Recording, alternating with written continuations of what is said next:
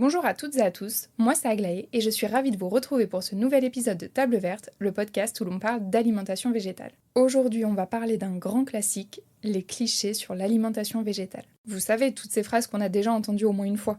Mais tu manges que de la salade, tu n'auras jamais assez de protéines, le soja détruit la planète. Bref, un bingo qu'on connaît tous. Pour parler de tout ça, j'ai le plaisir d'accueillir Victoria, qui va nous montrer qu'avec humour et avec les bons arguments, on peut répondre à ces clichés sans se fâcher. Alors installez-vous confortablement, ouvrez vos oreilles et n'hésitez pas à prendre des notes. Oh là là, t'as pas de protéines? Ah oui, mais de toute façon, toi tu manges que des graines. Moi je pourrais pas parce que j'aime trop manger en fait, c'est trop de privation. Tu manges du tofu et le soja ça déforeste. Il y a plein d'autres choses qui font beaucoup plus peur dans la vie que le soja je pense. Cet épisode vous est proposé grâce à Soja Desun qui nous rappelle que manger végétal ce n'est pas se priver mais s'ouvrir à de nouvelles saveurs. Le soja bio et français de Sojade, tout comme les alternatives gourmandes de Sun au chanvre, à l'avoine, à l'amande, au riz et à la noisette, prouvent qu'on peut se faire plaisir tout en mangeant végétal. Et maintenant, accueillons notre invité. Bienvenue autour de cette table verte, Victoria. Comment tu vas ? Écoute, ça va. Est-ce que tu es prête à nous aider à démonter tous les clichés qui existent autour de l'alimentation végétale ? Yes, c'est ma passion de casser les clichés. Pour nous mettre directement dans l'ambiance, est-ce que tu peux me parler un peu de ton alimentation à toi ? Moi, ça va faire quelques années que je suis végétarienne. J'ai pas la date exacte parce qu'en fait, j'ai une transition assez lente. J'ai mis environ 2 ans à être végétarienne. Mais on va dire que ça fait 3 ans que je mange plus de viande et plus de poisson. Et depuis un peu plus d'1 an et demi, on a aussi arrêté les produits laitiers. Est-ce que tu te souviens des premières remarques qu'on a pu te faire ? Quand j'annonce que je suis végé autour de moi, il y a ce truc de « mais t'es pas végane, t'es que végé », entre guillemets. Il y a un peu ce truc de « ah ça va, t'es pas extrême ». Il y a encore tellement d'idées reçues sur le véganisme que il y a un peu ce truc de mais tu manges quand même des produits laitiers, tu manges quand même des œufs. Voilà, un peu les gens qui essayent de se rassurer comme si ça faisait peur. Et il y a évidemment les protéines. Protéines, ça arrive très vite. Mais du coup, t'as pas de protéines, ça en général, j'y ai droit, ouais, quasiment à chaque fois. C'est quoi le cliché que t'as le plus souvent entendu ? C'est les protéines et c'est moi, je pourrais pas parce que j'aime trop manger, en fait. Je pourrais pas être végé parce que c'est trop de privation, j'aime trop manger. Il y a un peu ce côté-là, tu vois. Est-ce qu'il y a un cliché qui te fait sourire plus qu'un autre ou qui t'agace plus qu'un autre ? Alors, qui m'agace, c'est vraiment le côté « ah oui, mais tu manges du tofu et le soja, ça déforeste, etc. » C'est vraiment un peu cette remarque un peu condescendante de en fait, tu crois que tu fais quelque chose de bien, mais non, en fait, c'est pire ce que tu fais. Il y a un peu cette impression un peu de sachant, de personne qui vient t'expliquer que ce que tu fais, c'est pas bien, alors que, vu que c'est ton alimentation à toi, t'es quand même censé savoir un peu ce que tu fais. Donc ça, voilà, ça m'agace, parce qu'en fait, c'est des personnes qui, soit on va dire, n'ont pas la bonne information, et ils le savent pas forcément, soit disent délibérément un peu des bêtises. Mais dans tous les cas, ça part pas vraiment d'une bienveillance. Tu vois, autant le côté protéines, il y a des gens qui s'inquiètent, qui se disent mince, tu vas être en mauvaise santé, tu vas manquer de protéines, etc. Autant le côté tu déforestes l'Amazonie avec ton tofu, il y a zéro bienveillance. C'est juste j'ai envie de t'attaquer et du coup c'est pour ça que ça m'agace plus facilement, on va dire. Moi, personnellement, quand je me balade un peu sur les réseaux sociaux, j'ai l'impression que ce qui revient très souvent aussi, c'est le côté un peu attaque, comme tu dis, et ce côté ah oui, mais de toute façon, toi, tu manges que des graines. Toi, de ton côté, par exemple, quand on te sort ce genre de phrase, c'est quoi ta première réaction ? Dans la mesure du possible, ma première réaction, c'est l'humour.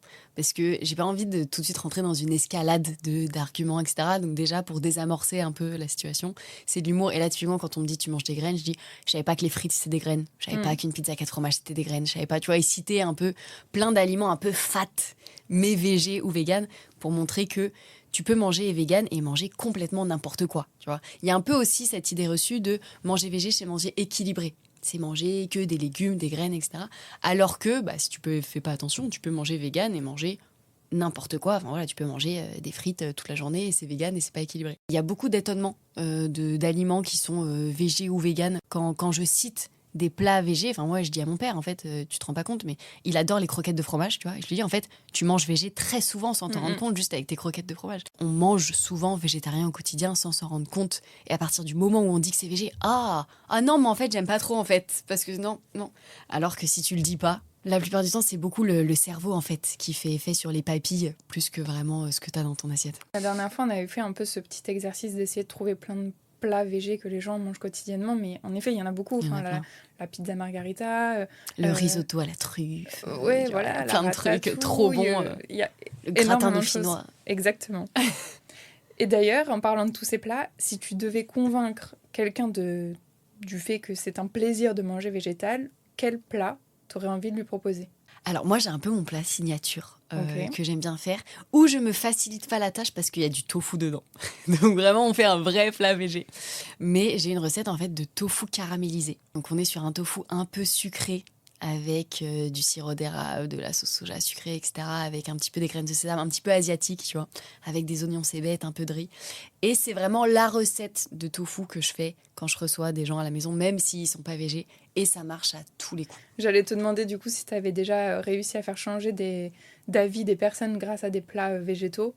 Mais bon, du coup, de ce que tu dis, il y a des personnes qui changent avec ce plat-là. Alors oui, et sinon, moi, ce que j'aime bien faire au début, pour essayer de bluffer un petit peu les gens, c'est de faire des plats traditionnels, mais de les végétaliser. C'est d'aller sur des classiques type lasagne, où typiquement, tu vois pas trop ce qu'il y a dedans, tu vois. Et au lieu de mettre de la viande hachée, tu vas mettre soit du haché végétal, soit des protéines de soja texturées, soit des lentilles. En gros, voilà, apporter une source de protéines végétales. Et bluffer plus facilement, parce que les personnes vont pas forcément avoir peur de manger un truc bizarre, tu vois. Et c'est pas du tofu, c'est des lasagnes. Donc ça peut être ça peut être pareil, des bolognaises, tu vois, des pâtes bolognaises, mais en mettant une alternative végétale à la place de la viande. Disons que visuellement, ça fait pas peur parce que c'est un plat qu'on a l'habitude de manger, mais en fait, à l'intérieur, c'est un peu différent. Donc, C'est vrai que dans l'épisode juste avant, on a abordé ce côté visuel, une chose qui n'était pas revenue dans les 10 premiers épisodes. Mais en effet, pour convaincre quelqu'un de changer un peu son alimentation, c'est vrai que le visuel a son importance. ouais, c'est clair.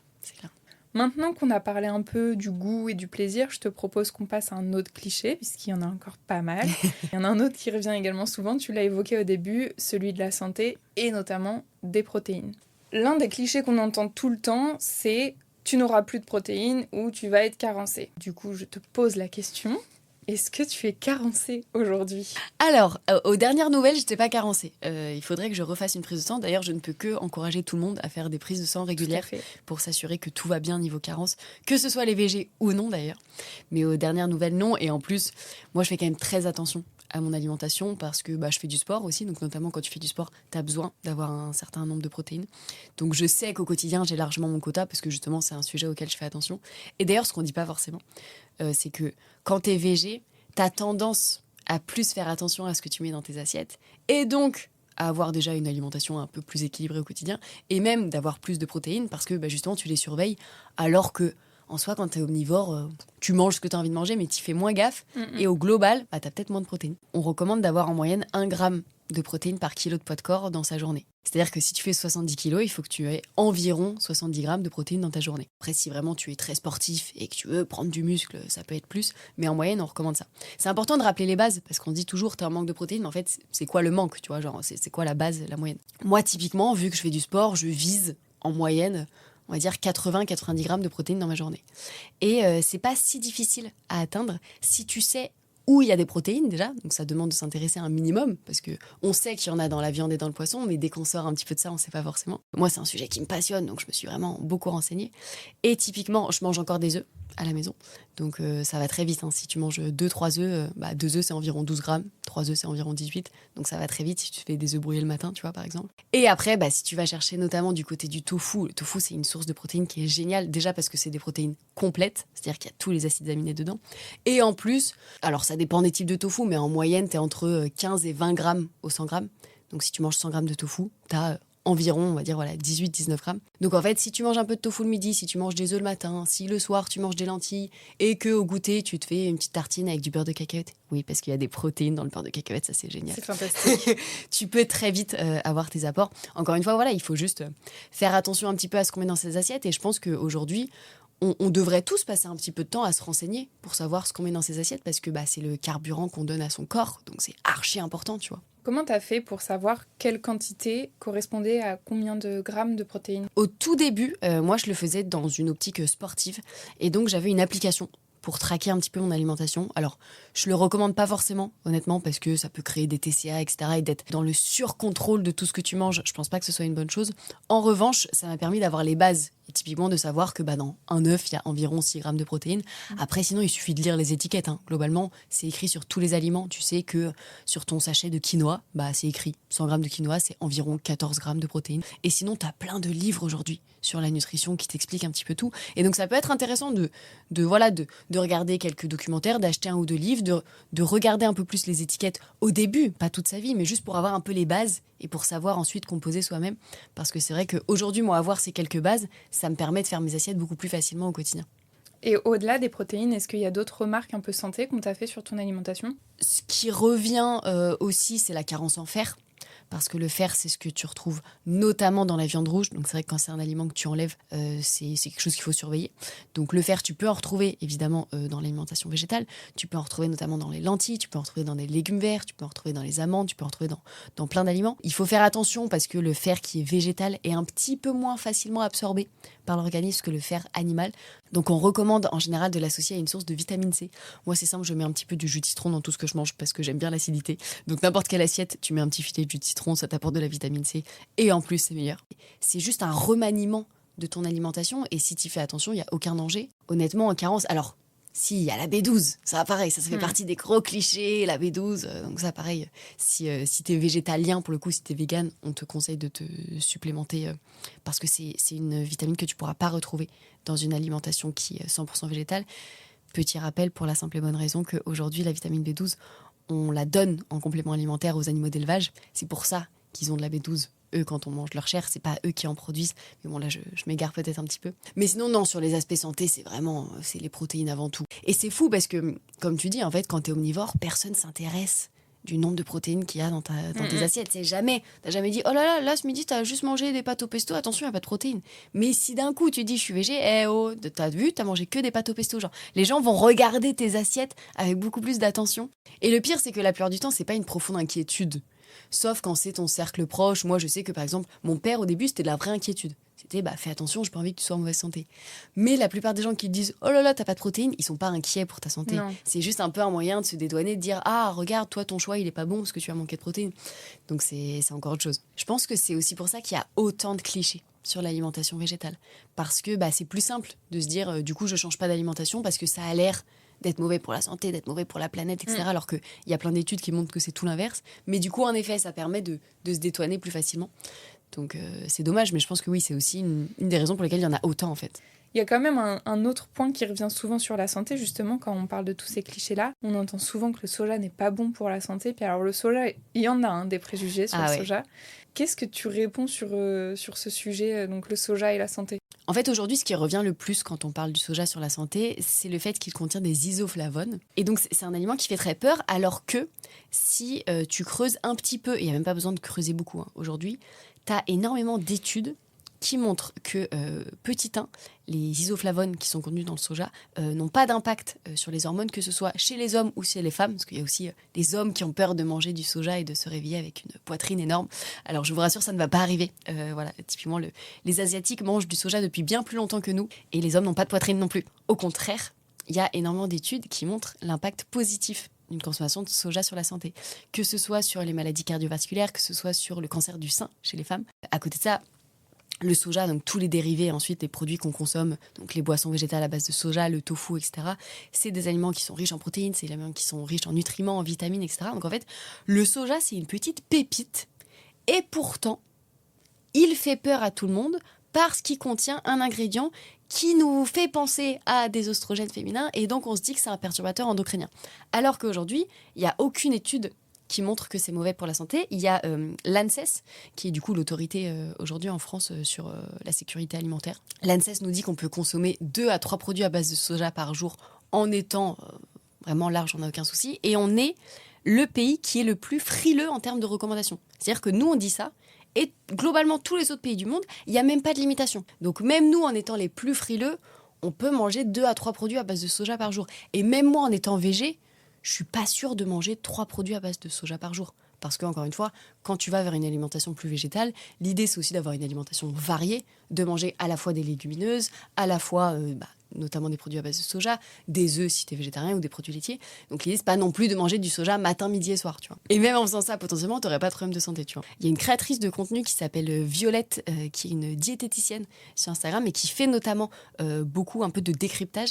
Et elle a fait une vidéo sur le soja et les isoflavones qui dure peut-être 2-3 minutes et qui est extrêmement complète, peut-être qu'on pourra la mettre en ressources, et qui explique justement, qui a étudié des méta-analyses. Donc les méta-analyses, c'est-à-dire que tu prends un peu plein d'études et tu fais un résumé, et globalement, ça montre à quel point le soja a des effets bénéfiques pour la santé et n'a pas d'impact négatif sur les hormones. Mais donc je pense qu'il faut qu'on se calme sur la peur du soja. Vraiment, il y a plein d'autres choses qui font beaucoup plus peur dans la vie que le soja, je pense. Et d'ailleurs, pendant qu'on est sur le soja, on va continuer, parce que c'est pas le seul cliché qu'il a, le côté santé.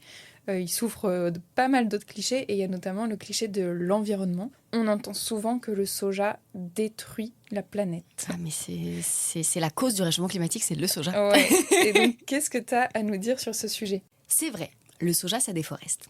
Et c'est important, je pense, de rappeler les choses comme ça quand on explique. Alors, évidemment, n'arrêtez pas le podcast à ce moment-là parce qu'il y a une suite à cette phrase, mais le soja déforeste. Sauf que le soja qui déforeste, c'est pas le soja qu'on va retrouver dans notre tofu caramélisé ce soir. Le soja qui déforeste, il est en très grande majorité, je crois que le chiffre c'est environ 80%, à destination du bétail. C'est-à-dire que, en effet, on va raser une partie de l'Amazonie et de terre au sens large pour pouvoir planter du soja qui va ensuite alimenter, alors en grande partie les volailles, c'est plutôt les poulets qui vont manger le soja, mais c'est aussi un petit peu pour les porcs et pour les vaches, notamment les vaches laitières, qui vont du coup manger ce soja qui est en plus la plupart du temps OGM, et qu'on va ensuite nous manger quand on mangera cette viande-là. Donc moi, quand on me dit ça, j'aime bien expliquer très facilement à mes interlocuteurs qu'ils mangent plus de soja de manière indirecte en mangeant un poulet rôti que moi en mangeant un morceau de tofu. Alors, c'est pas évident, en fait, si t'expliques pas. Tu vois, c'est clairement pas évident. Mais c'est vrai. Donc, aujourd'hui, le soja, il déforeste parce qu'on mange trop de viande, parce qu'on mange trop de poulet, parce qu'on mange trop de cochon, tu vois. C'est pas parce que les végés, ils mangent un yaourt au soja. Parce que la grande majorité, alors en tout cas moi c'est la totalité de ce que j'achète, mais au global même en France, les produits à base de soja qu'on trouve, la plupart du temps c'est du soja européen ou même du soja français. Et c'est écrit sur les étiquettes, très souvent il y a un petit drapeau, soja français, soja européen, etc. Donc vous pouvez le voir, que ce soit les tofu, que ce soit les alternatives pour les yaourts, les laits, etc. C'est à base de soja français, qui est en plus la plupart du temps bio, etc. Et du coup, c'est pas du soja qui déforeste, c'est du soja qui est local, qui est en plus, la plupart du temps bio en fonction de ce que vous choisissez comme produit. Donc le soja qui déforeste, c'est pas le soja des végétariens. Voilà, c'est la réponse la plus courte et la plus claire que je fais la plupart du temps. Ouais, c'est ça, c'est important de déjà remettre dans le contexte. Oui, il y a du soja qui déforeste, c'est bien de le dire, mais il faut aussi se rappeler de l'utilisation qu'il a. Et ensuite, il faut souligner la différence entre le soja importé et le soja européen déjà, puis français, puis bio. Et pendant qu'on parle de consommation, je te propose qu'on aborde un autre cliché, celui de l'alimentation végétale qui coûte trop cher et qui est trop compliqué. C'est vrai qu'au début, ça peut paraître compliqué. Pour la simple et bonne raison que, en fait, on a été habitué depuis qu'on est tout petit à manger d'une certaine manière. Si tu veux devenir végétarien, vraiment, on te dit, ok, tu dois enlever un truc que tu avais dans ton assiette depuis que tu es tout petit. Et donc, ça demande un cheminement de pensée dans ton cerveau de je vais devoir réapprendre complètement à cuisiner. Donc, c'est compliqué au début d'apprendre une nouvelle chose. C'est comme quand tu apprends un nouveau sport, une nouvelle activité. Au début, tu galères, tu vois, c'est normal. Aujourd'hui, cuisiner végétarien, pour moi, c'est pas du tout quelque chose de compliqué. Parce que ça fait 3 ans, même un peu plus, que je suis végétarienne. Mais au début, je trouvais ça compliqué. Mais ce qui est intéressant, c'est qu'aujourd'hui, c'est quand même une alimentation qui est de plus en plus populaire, alors même si on reste minoritaire dans la population française, mais tu as énormément de livres de cuisine sur l'alimentation végétarienne que tu peux trouver partout, tu as énormément de création de contenu sur les réseaux avec plein de recettes végétariennes, et ça demande un petit peu de curiosité.